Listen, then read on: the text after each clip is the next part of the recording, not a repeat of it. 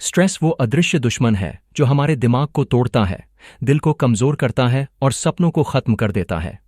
Research कहती है कि 80% हेल्थ प्रॉब्लम्स सीधे स्ट्रेस से जुड़ी होती हैं। High blood pressure, heart attack, diabetes, सबका रूट एक ही है, स्ट्रेस। लेकिन सवाल यह है, क्या स्ट्रेस से भागा जा सकता है? नहीं। स्ट्रेस हर किसी की जिंदगी का हिस्सा है। तो असली जीत क्या है? स्ट्रेस को कंट्रोल करना और उसी केओस में पॉजिटिव रहना। नेपोलियन हिल ने अपने सक्सेस प्रिंसिपल्स में बताया है कि पॉजिटिव माइंडसेट ही स्ट्रेस को हराने का असली हथियार है। Chapter 1, awareness. स्ट्रेस को पहचानो। स्ट्रेस को हराने का पहला कदम है उसे पहचानना। लेकिन समस्या यही है कि ज्यादातर लोग अपने स्ट्रेस को तब तक पहचानते ही नहीं जब तक वो उनकी जिंदगी को धीरे धीरे खा नहीं जाता। स्ट्रेस एक अदृश्य दुश्मन की तरह है। वो कभी अचानक अटैक नहीं करता, बल्कि चुपचाप धीरे धीरे आपके माइंड और बॉडी में अपनी पकड़ मजबूत करता जाता है। और जब तक आपको एहसास होता है, तब तक ये आपके बिहेवियर, आपकी प्रोडक्टिविटी और आपकी हेल्थ पर गहरी चोट कर चुका होता है। अमेरिकन साइकोलॉजिकल एसोसिएशन की एक रिपोर्ट के मुताबिक 75% लोग ऐसे हैं जो स्ट्रेस के फिजिकल सिम्टम्स महसूस करते हैं, लेकिन ज्यादातर उन्हें सीरियस नहीं लेते। वो सोचते हैं कि सिर दर्द तो नॉर्मल है, नींद ना आना तो हर किसी के साथ होता है, बार बार इरिटेबिलिटी आना पर्सनैलिटी का हिस्सा है। लेकिन सच ये है कि ये सब वार्निंग साइंस हैं, आपके बॉडी के अलार्म सिस्टम की आवाजें हैं जो आपको बता रही हैं कि स्ट्रेस कंट्रोल से बाहर हो रहा है। प्रॉब्लम ये नहीं कि स्ट्रेस है, प्रॉब्लम ये है कि आप उसे इग्नोर कर रहे हो। और यही इग्नोरेंस स्ट्रेस को और डेंजरस बना देती है। सोचिए, कितनी बार ऐसा हुआ है कि आपने सुबह उठकर कहा हो, आज तो बिल्कुल एनर्जी नहीं है, या रात को बिस्तर पर लेटे लेटे नींद ना आई हो क्योंकि दिमाग में काम, पैसे, फैमिली या फ्यूचर की चिंता चल रही हो। कितनी बार आपने छोटी छोटी बातों पर गुस्सा किया हो और बाद में खुद से पूछा हो, मैं इतना इरिटेट क्यों हुआ? ये सब स्ट्रेस के ही सिग्नल्स हैं। लेकिन सोसाइटी हमें सिखाती है कि स्ट्रांग बनो, इग्नोर करो, स्ट्रेस सबको होता है। हम खुद को समझा लेते हैं कि ये नॉर्मल है, लेकिन यही नॉर्मलाइजेशन स्ट्रेस को साइलेंट किलर बना देती है। मेडिकल रिसर्च ने साफ दिखाया है कि क्रॉनिक स्ट्रेस सीधे high blood pressure, diabetes, obesity और यहां तक कि हार्ट अटैक जैसे कंडीशंस को ट्रिगर कर सकता है। स्ट्रेस सिर्फ दिमाग में नहीं रहता, ये आपकी फिजिकल हेल्थ को भी धीरे धीरे नष्ट करता है। नेपोलियन हिल ने कहा था, "Whatever the mind can conceive and believe, it can achieve." लेकिन अगर आपका माइंड लगातार स्ट्रेस और नेगेटिविटी कंसीव कर रहा है, तो वो सिर्फ ब्रेकडाउन अचीव करेगा, ब्रेक थ्रू नहीं। स्ट्रेस अवेयरनेस इसलिए इतना जरूरी है क्योंकि जब आप जानते हो कि आपके भीतर क्या चल रहा है, तभी आप उसे बदल सकते हो। अवेयरनेस वो टॉर्च लाइट है जो अंधेरे कमरे में जलती है। इमेजिन कीजिए, आप एक कमरे में बैठे हो और अचानक लाइट चली जाए, सब कुछ ब्लैक आउट, आपको रास्ता नहीं दिखता, आप फर्नीचर से टकराते हो, चोट लगती है। लेकिन जैसे ही आप टॉर्च जलाते हो, चीजें क्लियर हो जाती हैं। फर्नीचर वहीं है, ऑब्स्टिकल्स वहीं हैं, लेकिन अब आप अवेयर हो, अब आप समझते हो कि कहाँ चलना है, कहाँ रुकना है। स्ट्रेस के साथ भी यही होता है। अवेयरनेस वो टॉर्च है जो आपको दिखाती है कि प्रॉब्लम कहाँ है। इस अवेयरनेस को डेवलप करने का सबसे पावरफुल तरीका है स्ट्रेस जर्नल। दिन भर में कब कब आपको स्ट्रेस आया, किस वजह से आया, उस समय आपके इमोशंस क्या थे, ये सब लिखना शुरू करो। ये प्रैक्टिस सिंपल लगती है, लेकिन इसका असर चमत्कारी होता है, क्योंकि जब आप स्ट्रेस को लिखते हो तो आप उसे बाहर निकालते हो, आप उसे एब्स्ट्रैक्ट से कॉन्क्रीट बनाते हो। दिमाग के अंदर घूमता हुआ एक डर जब कागज पर शब्दों में उतरता है तो उसका शेप और साइज साफ हो जाता है। बहुत बार आपको लगेगा कि जिस चीज को आप बहुत बड़ा स्ट्रेस समझ रहे थे, एक्चुअली वो उतनी बड़ी नहीं है। जर्नल आपको मिरर दिखाता है और यही मिरर आपको कंट्रोल देता है। एग्जाम्पल के तौर पर, अगर आप बार बार सिर दर्द से परेशान हो रहे हैं तो जर्नल में लिखिए, हेडेक कब आया, किस सिचुएशन में आया, उस वक्त मैं क्या सोच रहा था। आपको पैटर्न नजर आने लगेगा। शायद हर बार हेडेक तब आया जब आप वर्क डेडलाइंस से परेशान थे, या शायद हर बार तब जब आप किसी स्पेसिफिक व्यक्ति से बात करते हैं। यह पैटर्न अवेयरनेस पैदा करेगा। अब आपके पास ऑप्शन है, या तो उसी पैटर्न में फंसे रहो या उसे बदलो। स्ट्रेस अवेयरनेस सिर्फ फिजिकल सिम्टम्स तक सीमित नहीं है, इमोशनल अवेयरनेस भी उतनी ही जरूरी है। एग्जाम्पल के लिए, अगर आप छोटी छोटी बातों में इरिटेट हो रहे हो तो खुद से पूछो, क्या वास्तव में ये बात इरिटेशन के लायक थी, या ये सिर्फ एक्यूमुलेटेड स्ट्रेस का रिजल्ट था? जब आप खुद से ऑनेस्ट सवाल पूछना शुरू करते हो तो आपके अंदर क्लैरिटी आती है, और यही क्लैरिटी स्ट्रेस को वीकन करती है। नेपोलियन हिल की फिलॉसफी कहती है कि सफलता का पहला प्रिंसिपल है सेल्फ अवेयरनेस। अगर आप खुद को नहीं जानते, अपने इमोशंस को नहीं पहचानते, तो आप बाहर की दुनिया को कैसे कंट्रोल करोगे? स्ट्रेस को हराने का पहला कदम यही है, खुद को जानना, खुद के सिग्नल्स को सुनना। अब सवाल उठता है, अवेयरनेस के बाद क्या? अवेयरनेस सिर्फ पहला स्टेप है, सॉल्यूशन नहीं।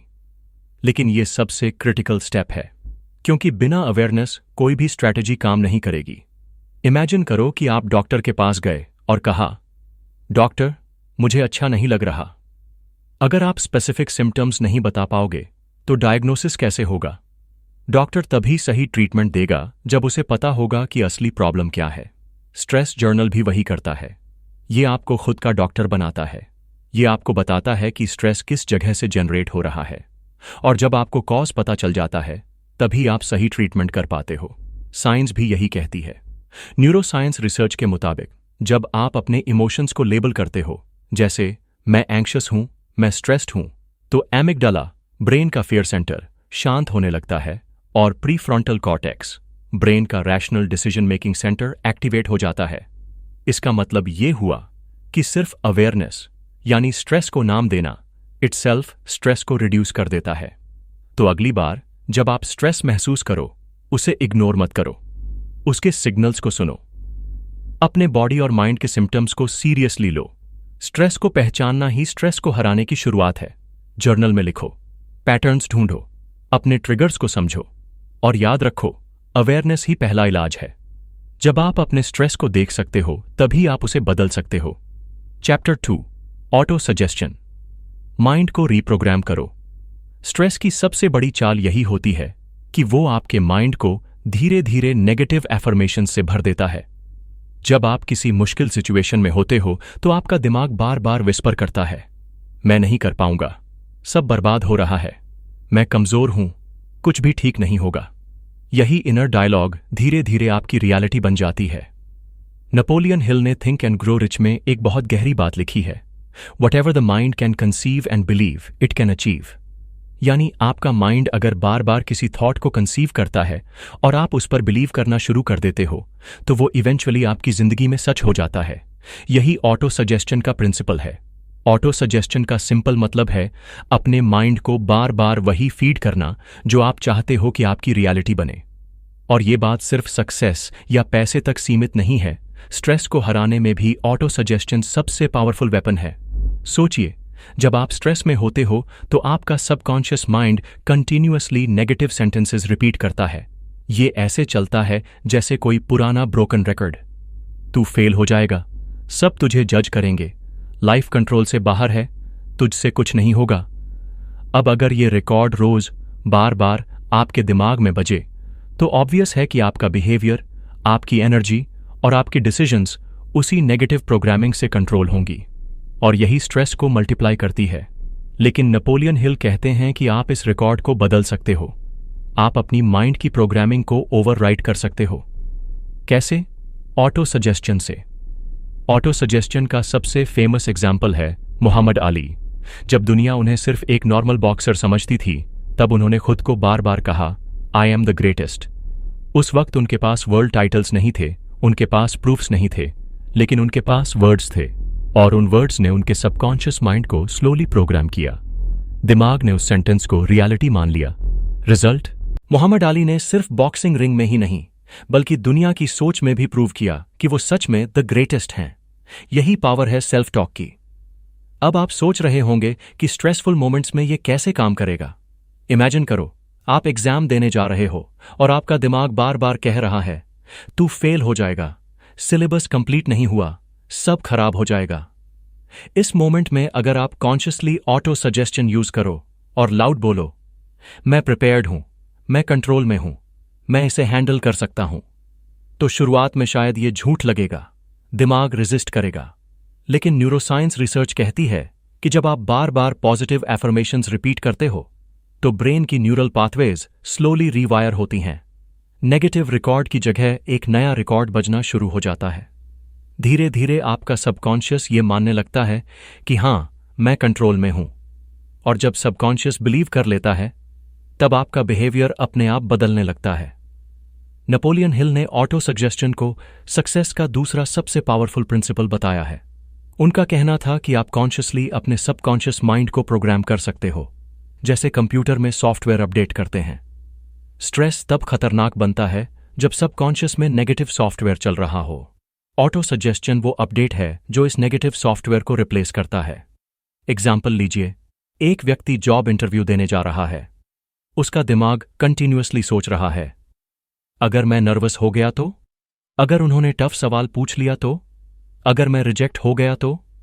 अब ये थॉट्स उसका कॉन्फिडेंस गिरा देंगे और बिहेवियर डल कर देंगे।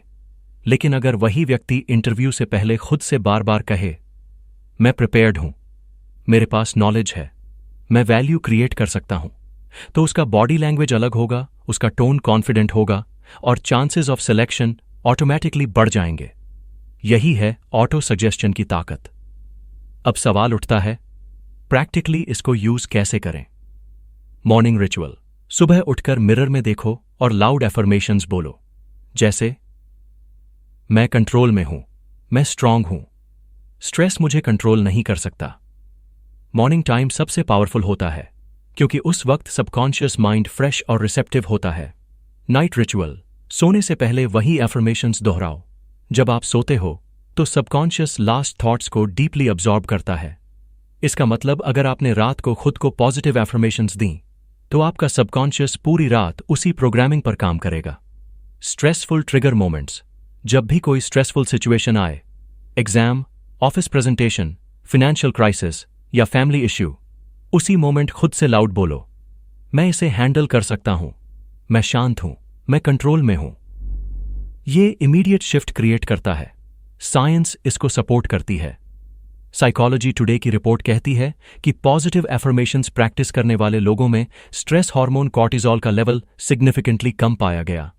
ब्रेन स्कैन्स ने भी दिखाया कि affirmations prefrontal cortex, decision making area को एक्टिवेट करते हैं और एमिगडाला, फियर सेंटर की हाइपर एक्टिविटी को रिड्यूस करते हैं।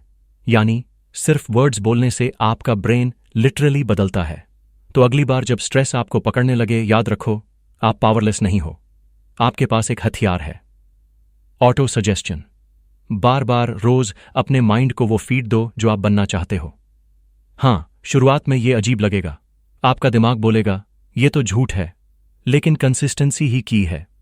मोहम्मद अली ने भी एक दो बार नहीं कहा था, उन्होंने हजारों बार दोहराया था, जब तक कि उनका दिमाग और उनकी रियलिटी दोनों ने मान लिया कि वो सच में द ग्रेटेस्ट हैं।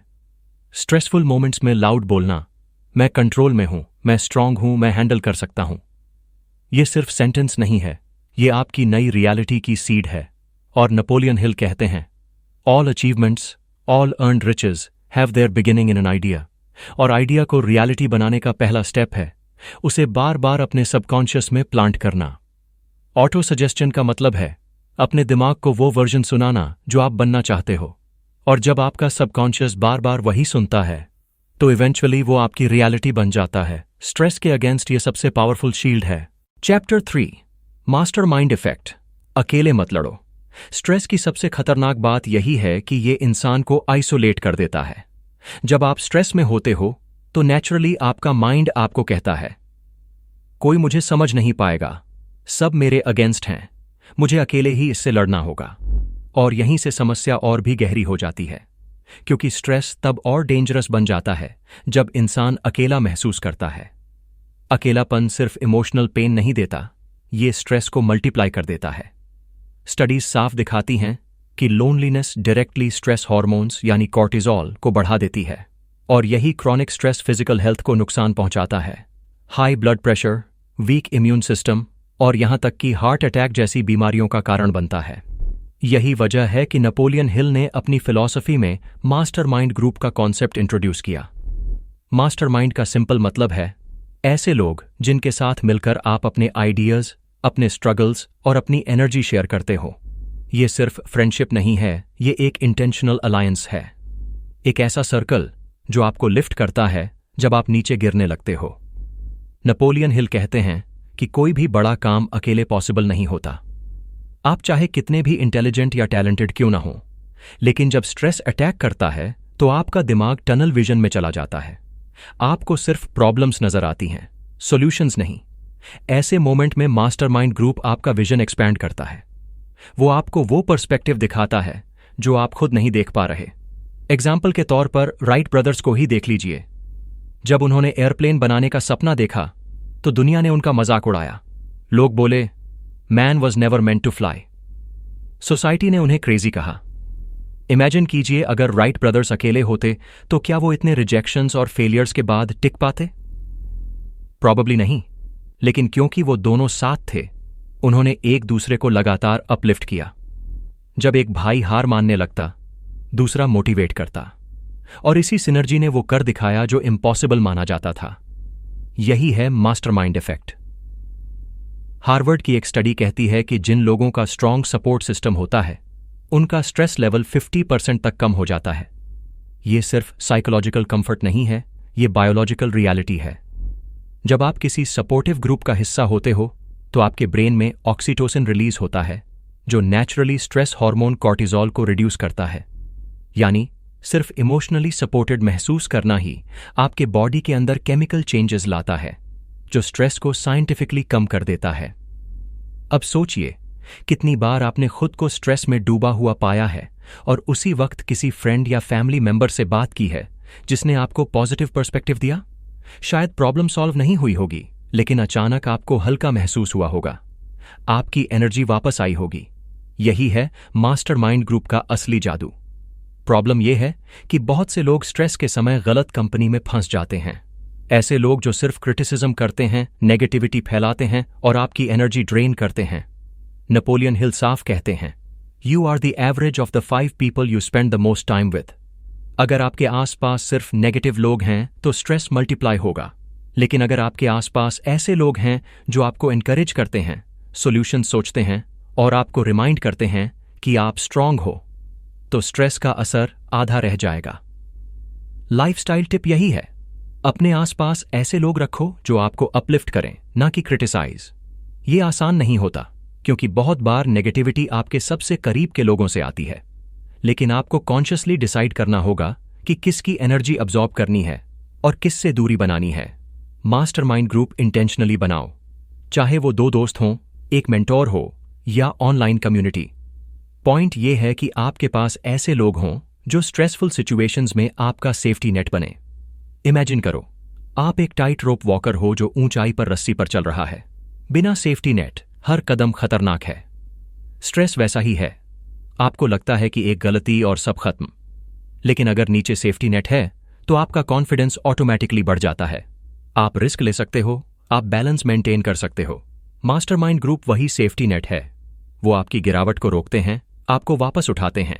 नेपोलियन हिल की किताब थिंक एंड ग्रो रिच में मास्टरमाइंड प्रिंसिपल बार बार रिपीट होता है, क्योंकि उन्होंने देखा था कि हर सक्सेसफुल व्यक्ति के पीछे एक स्ट्रांग सपोर्ट सिस्टम होता है। एंड्रू कार्नेगी, जिन्होंने दुनिया की सबसे बड़ी स्टील एम्पायर बनाई, ओपनली कहते थे कि उनका सीक्रेट वेपन था उनका मास्टरमाइंड अलायंस। एडवाइजर्स, फ्रेंड्स और पार्टनर्स जिनके साथ उन्होंने स्ट्रैटेजीज और आइडियाज डिस्कस किए। स्ट्रेसफुल बिजनेस फेलियर्स के बीच भी यही मास्टरमाइंड उन्हें स्ट्रांग रखता था। तो स्ट्रेस को अकेले मत झेलो, इसे शेयर करो। इसका मतलब यह नहीं कि आप हर किसी से अपनी प्रॉब्लम्स डिस्कस करो। इसका मतलब है कि कॉन्शियसली चुनो कि किसे अपने इनर सर्कल में जगह देनी है। ये लोग वो होने चाहिए जो आपको लिफ्ट करें, न कि ड्रैग करें, जो आपके अंदर फेथ जगाए, न कि डाउट। आज की प्रैक्टिकल लाइफ में मास्टरमाइंड बनाने के लिए आप छोटे स्टेप्स ले सकते हो। एक ऐसे दोस्त को कॉल करो जो जेन्युइनली पॉजिटिव है और उसे अपनी स्ट्रगल्स शेयर करो। ऑनलाइन कम्युनिटीज ज्वाइन करो जहां लोग ग्रोथ माइंडसेट के साथ सपोर्ट करते हैं। मेंटोर ढूंढो जो आपके चैलेंजेस को समझे और गाइड करे।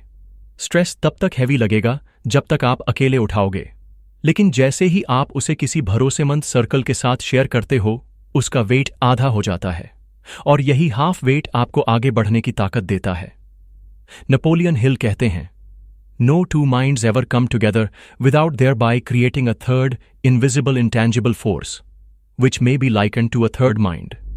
यानी जब दो लोग अपने आइडियाज और एनर्जी मिलाते हैं तो एक तीसरी इनविजिबल ताकत पैदा होती है, और यही ताकत स्ट्रेस को पावर में बदल देती है। तो याद रखो, स्ट्रेस अकेले लड़ने का खेल नहीं है। ये टीम वर्क का चैप्टर 4, फेथ विजुअलाइजेशन। केओस में भी पॉजिटिव पिक्चर देखो। स्ट्रेस की सबसे बड़ी चाल यही है कि वो हमारे दिमाग को लगातार वर्स्ट केस सिनारियो दिखाता है। जब भी हम किसी मुश्किल में फंसते हैं, हमारा ब्रेन इंस्टेंटली नेगेटिव इमेजेस बनाना शुरू कर देता है।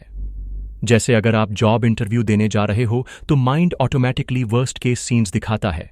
इंटरव्यूअर आपको रिजेक्ट कर रहा है, लोग आपका मजाक उड़ा रहे हैं, करियर खत्म हो रहा है। अगर एग्जाम है तो दिमाग आपको फेल होते हुए दिखाएगा, फैमिली डिसअपॉइंटमेंट का सीन क्रिएट करेगा। यही है स्ट्रेस का सबसे डेंजरस इल्यूजन। ये आपको बार बार फेलियर की पिक्चर दिखाता है और धीरे धीरे आप उस पिक्चर को बिलीव करने लगते हो। प्रॉब्लम यह है कि सबकॉन्शियस माइंड रियल और इमेजिनरी में फर्क नहीं करता। अगर आप बार बार नेगेटिव विजुअलाइज करते हो तो आपका माइंड उसे रियलिटी समझकर उसी के हिसाब से रिएक्ट करने लगता है। रिजल्ट, आपका कॉन्फिडेंस गिर जाता है, आपके डिसीजंस वीक हो जाते हैं और आप सच में उसी पाथ पर चल पड़ते हो जिसकी आपको डर थी। यही कारण है कि नेपोलियन हिल ने फेथ और विजुअलाइजेशन को स्ट्रेस से लड़ने का सबसे पावरफुल वेपन बताया। फेथ का मतलब है अंधेरे में भी ये विश्वास रखना कि लाइट मौजूद है, और विजुअलाइजेशन का मतलब है उस लाइट की मेंटल पिक्चर बार बार अपने दिमाग में क्रिएट करना। स्ट्रेस आपको अंधेरा दिखाता है, लेकिन फेथ और विजुअलाइजेशन आपके माइंड को बेस्ट केस सिनारियो देखने के लिए ट्रेन करते हैं। ये आपको वो मेंटल इमेजेस देते हैं जो आपके सबकॉन्शियस को एम्पावर करते हैं, वीकन नहीं। सोचिए जिम कैरी का एग्जाम्पल। जब वो स्ट्रगल कर रहे थे, उनके पास पैसे नहीं थे, काम नहीं था और रिजेक्शन ही रिजेक्शन मिल रहा था। उस केओस में उनका दिमाग आसानी से वर्स्ट केस पिक्चर्स बना सकता था, होमलेसनेस, फेलियर, डिप्रेशन। लेकिन जिम कैरी ने फेथ और विजुअलाइजेशन का इस्तेमाल किया। उन्होंने खुद को बार बार इमेजिन किया कि वो सक्सेसफुल एक्टर हैं। उन्होंने खुद को $10 मिलियन का चेक लिखा और उसे अपनी वॉलेट में रखा। हर दिन वो उसे देखते और इमेजिन करते कि ये सच है। सालों बाद वो चेक रियलिटी बन गया। उन्होंने एग्जैक्टली उतना ही अमाउंट कमाया। अब सोचिए, अगर उन्होंने उस केओस में नेगेटिव इमेजेस विजुअलाइज किए होते तो क्या उनकी जर्नी अलग होती? डेफिनेटली। यही प्रूफ है विजुअलाइजेशन का। साइकोलॉजी भी इसे सपोर्ट करती है। न्यूरोसाइंस रिसर्च कहती है कि जब आप कुछ विविडली इमेजिन करते हो तो ब्रेन के वही न्यूरल सर्किट्स एक्टिवेट होते हैं जो एक्चुअल एक्सपीरियंस में एक्टिवेट होते हैं। यानी अगर आप खुद को कॉन्फिडेंट प्रेजेंटेशन देते हुए इमेजिन करते हो तो आपका ब्रेन उसी तरह रिहर्स करता है जैसे आप सच में स्टेज पर खड़े हो। रिजल्ट ये होता है कि जब रियल सिचुएशन आती है तो आपका माइंड और बॉडी पहले से प्रिपेयर्ड होते हैं। स्ट्रेसफुल मोमेंट्स में यही प्रैक्टिस आपके लिए शील्ड बनती है। फेथ और विजुअलाइजेशन का स्ट्रेस पर सीधा असर पड़ता है क्योंकि ये माइंड को वर्स्ट केस से शिफ्ट करके बेस्ट केस पर ले जाते हैं। एग्जाम्पल के तौर पर मान लो आपके पास फाइनेंशियल प्रॉब्लम्स हैं। स्ट्रेस आपको दिखाएगा बिल्स अनपेड हैं, बैंक बैलेंस खत्म हो रहा है, जिंदगी बर्बाद हो जाएगी। लेकिन अगर आप कॉन्शियसली फेथ रखो और विजुअलाइज करो कि मैं इस क्राइसिस से बाहर निकल रहा हूं, मैं नए इनकम सोर्सेज क्रिएट कर रहा हूं, मेरी लाइफ सिक्योर और अबंडेंट है, तो आपका सबकॉन्शियस उसी पर काम करना शुरू कर देता है। धीरे धीरे आपके एक्शंस, आपके डिसीजंस उस विजन की तरफ अलाइन होने लगते हैं। फेथ आपको होपलेसनेस से प्रोटेक्ट करता है और विजुअलाइजेशन आपके माइंड को रोड मैप देता है। लाइफस्टाइल टिप के तौर पर आप रोज सिर्फ 5 मिनट ये प्रैक्टिस करो। अपनी आंखें बंद करो और इमेजिन करो कि करंट स्ट्रेस खत्म हो चुका है। पिक्चर बनाओ कि आपकी लाइफ कैसी दिख रही है जब ये प्रॉब्लम सॉल्व हो गई है। इमेजिन करो कि आप पीसफुल हो, सक्सेसफुल हो, स्ट्रांग हो। जितना डिटेल्ड विजुअलाइजेशन होगा उतना पावरफुल असर होगा। अपनी सेंसेस यूज करो, उस सिचुएशन को देखो, सुनो, महसूस करो। आपका सबकॉन्शियस उसी पिक्चर को अब्सॉर्ब करेगा और स्ट्रेस की इंटेंसिटी कम हो जाएगी। नेपोलियन हिल कहते थे, Faith is the starting point of all accumulation of riches. Faith is the basis of all miracles and all mysteries. इसका मतलब ये हुआ कि हर बड़ी अचीवमेंट की शुरुआत फेथ से होती है, और फेथ सिर्फ वर्ड से नहीं आता, फेथ बार बार विजुअलाइज करने से स्ट्रांग होता है। जब आप खुद को बार बार पॉजिटिव सिनारियो में देखते हो तो आपके भीतर कॉन्फिडेंस पैदा होता है कि ये पॉसिबल है। और यही कॉन्फिडेंस स्ट्रेस को पावरलेस कर देता है। एग्जाम्पल लीजिए, एक स्टूडेंट एग्जाम के लिए स्ट्रेस्ड है। स्ट्रेस उसे बार बार फेल होने का डर दिखाता है। लेकिन अगर वही स्टूडेंट रोज इमेजिन करे कि वो एग्जाम हॉल में कॉन्फिडेंटली बैठा है, क्वेश्चन सॉल्व कर रहा है और हाई ग्रेड्स के साथ रिजल्ट लेकर घर जा रहा है, तो उसका सबकॉन्शियस माइंड उस पिक्चर को प्रैक्टिस करेगा। रिजल्ट, एक्चुअल एग्जाम में वो काल्म और फोकस्ड रहेगा। साइंस में इसे मेंटल रिहर्सल कहते हैं। स्पोर्ट्स साइकोलॉजी में इसका बहुत यूज होता है। Michael Phelps, world's greatest swimmer, हर रेस से पहले खुद को जीतते हुए विजुअलाइज करते थे। उन्होंने हर पॉसिबल सिनारियो, हर स्ट्रोक, हर मूवमेंट को पहले ही अपने दिमाग में बार बार खेला। रिजल्ट, जब रियल रेस आई तो उनका दिमाग ऑलरेडी प्रिपेयर्ड था। स्ट्रेस ने उन्हें डिस्टर्ब नहीं किया। यही टेक्निक हर इंसान अपनी जिंदगी में यूज कर सकता है। स्ट्रेस हमेशा केओस लाता है। फेथ और विजुअलाइजेशन उस केओस में ऑर्डर लाते हैं। स्ट्रेस आपको प्रॉब्लम दिखाता है, फेथ सॉल्यूशन की पॉसिबिलिटी दिखाता है। स्ट्रेस आपको डर दिखाता है, विजुअलाइजेशन आपको ड्रीम दिखाता है। और जब माइंड ड्रीम देखने लगता है तो स्ट्रेस अपनी पावर खो देता है। तो याद रखो, स्ट्रेसफुल मोमेंट्स में फेथ खोना सबसे आसान है, लेकिन फेथ पकड़कर रखना ही आपको जीताता है। और फेथ को मजबूत करने का सबसे प्रैक्टिकल तरीका है विजुअलाइजेशन।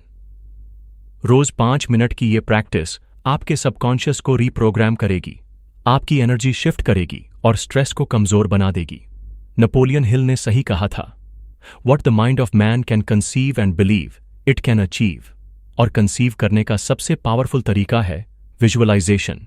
स्ट्रेस आपको क्या खो सकते हो दिखाता है, विजुअलाइजेशन आपको क्या पा सकते हो दिखाता है। और यही फर्क तय करता है कि आप स्ट्रेस के नीचे दबोगे या उससे ऊपर उठोगे। Chapter 5, action is medicine.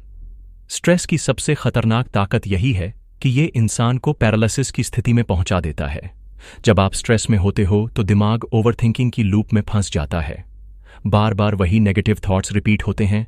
अगर फेल हो गया तो क्या होगा, अगर लोग जज कर देंगे तो, अगर सब बर्बाद हो गया तो। और जितना आप सोचते हो उतना ही आपका डर बढ़ता जाता है। यही कारण है कि स्ट्रेस तब सबसे ज्यादा स्ट्रांग हो जाता है जब आप कुछ नहीं करते। इनएक्शन स्ट्रेस का फेवरेट प्लेग्राउंड है। नेपोलियन हिल ने कहा था, फियर को एक्शन से ही मारा जा सकता है। इसका सिंपल मतलब यह है कि आप डर को सोचकर नहीं हरा सकते, आप डर को सिर्फ करके हरा सकते हो। इमेजिन करो, एग्जाम का स्ट्रेस है। आप घंटों सोचते हो कि इतना सिलेबस बाकी है, मैं कंप्लीट नहीं कर पाऊंगा। ये सोचते सोचते एंग्जाइटी बढ़ेगी, नींद खराब होगी और कॉन्फिडेंस गिर जाएगा। लेकिन उसी सिचुएशन में अगर आप इमीडिएट एक्शन लो, एक चैप्टर खोलकर रिवाइज करना शुरू करो, तो स्ट्रेस की इंटेंसिटी ऑटोमेटिकली कम होने लगेगी। एक्शन आपके दिमाग को सिग्नल देता है कि मैं हेल्पलेस नहीं हूं, मैं कुछ कर रहा हूं। और यही सेंस ऑफ कंट्रोल स्ट्रेस को वीकन करता है। न्यूरोसाइंस रिसर्च भी इसे कंफर्म करती है। स्टडीज दिखाती हैं कि जब आप छोटे एक्शन स्टेप्स लेते हो तो आपके ब्रेन में डोपामीन रिलीज होता है। डोपामीन एक फील गुड न्यूरोट्रांसमीटर है जो इंस्टेंटली मोटिवेशन बढ़ाता है और स्ट्रेस हार्मोन कॉर्टिजोल को कम करता है। यानी एक्शन लिटरली आपकी ब्रेन केमिस्ट्री बदल देता है। यही वजह है कि साइकोलॉजिस्ट्स कहते हैं, मोशन क्रिएट्स इमोशन। अगर आप नेगेटिव लूप में फंस गए हो तो सिर्फ सोचते रहने से आप और डीप फंसते जाओगे। लेकिन जैसे ही आप मूव करते हो, कोई छोटा स्टेप उठाते हो, आपका इमोशनल स्टेट शिफ्ट हो जाता है। एग्जाम्पल देखिए, मान लीजिए कोई व्यक्ति फाइनेंशियल स्ट्रेस से गुजर रहा है। उसका दिमाग बार बार वर्स्ट केस सिनेरियो विजुअलाइज करता है। बिल्स अनपेड हैं, लोन्स बढ़ते जा रहे हैं, फ्यूचर डार्क है। अगर वो बस सोचता रहे तो उसकी हालत और खराब होगी। लेकिन अगर वही व्यक्ति छोटे छोटे स्टेप्स ले, एक्सपेंसेस लिस्ट बनाना, अननेसेसरी खर्च कट करना, साइड इनकम सोर्स एक्सप्लोर करना, तो उसका फोकस प्रॉब्लम से हटकर सॉल्यूशन पर जाएगा। एक्शन स्ट्रेस को किल करता है क्योंकि ये माइंड को सॉल्यूशन मोड में शिफ्ट कर देता है। लाइफस्टाइल टिप यही है, जब भी स्ट्रेस अटैक करे तुरंत कोई छोटा एक्शन लो। ये एक्शन कोई बड़ा स्टेप नहीं होना चाहिए। एग्जाम्पल, अगर टेंशन ज्यादा है तो तुरंत वॉक पर निकल जाओ, डीप ब्रीदिंग करो, पोमोडोरो टेक्निक यूज करो, 25 मिनट्स फोकस्ड वर्क, फिर 5 मिनट्स ब्रेक। ये छोटे स्टेप्स सिग्नल देते हैं कि आप स्टक नहीं हो, आप कंट्रोल में हो। स्ट्रेस सिर्फ तब तक पावरफुल है जब तक आप फ्रीज हो। जैसे ही आप मूव करते हो, स्ट्रेस की पकड़ ढीली पड़ जाती है। नेपोलियन हिल कहते थे, do not wait, the time will never be just right. Start where you stand and work with whatever tools you may have at your command. यानी परफेक्ट मोमेंट का इंतजार मत करो, एक्शन ही perfect है। Stress को हराने की दवाई एक्शन ही है।